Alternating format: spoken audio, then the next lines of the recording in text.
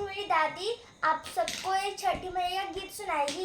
दादी को बहुत अच्छा छठी मैया का गीत आता है और आप सब बताइएगा कि दादी का आपको गीत कैसा लगता है, और अच्छा लगे तो कमेंट बॉक्स में बताइएगा कैसा लगता है, और चैनल को सब्सक्राइब, वीडियो को लाइक कर दीजिएगा। ये थोड़ा गीत गाइए। कोपी कोपी बोलली छठिया माई, सुनाए सेवक लोग, सुनाए सेवक लोग।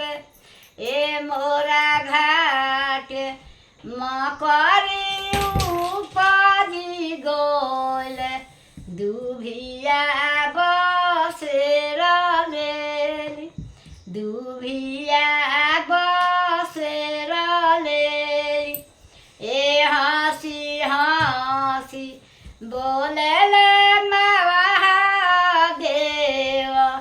सुनाए छठिया माई, सुनाए छठिया माई। रौरा घाट मकरी बाहरी देव, दुभिया छिलाई देव, दुभिया छिलाई देव।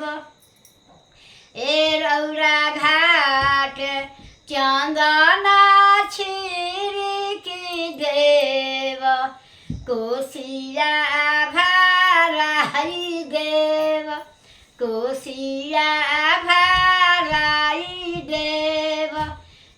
हँसी हँसी बोलेले किशन बाबू, सुनिए छठिया माई, सुनिए छठिया माई।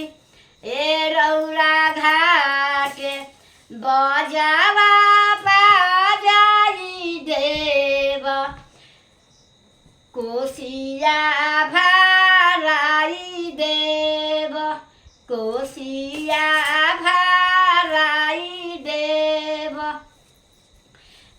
कोपी कोपी बोलली छठिया माई, सुनाए सेवक लोग, सुनाए सेवक लोग।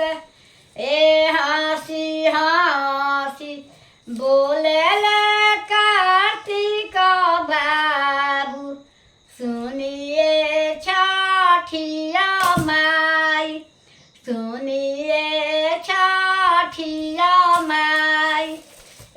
रौरा घाट हुमावा कावराई देव, जोरे नरियर रग देव, ननी मऊए रग देव।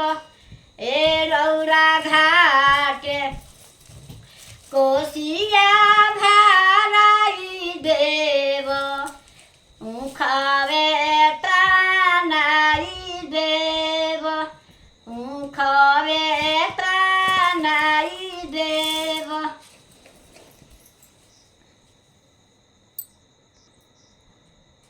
आपको मेरी दादी का गाना कैसा लगा? Bye bye. ये कहीं bye bye. Bye bye. Okay. See you. See you. See you. Tata. Tata.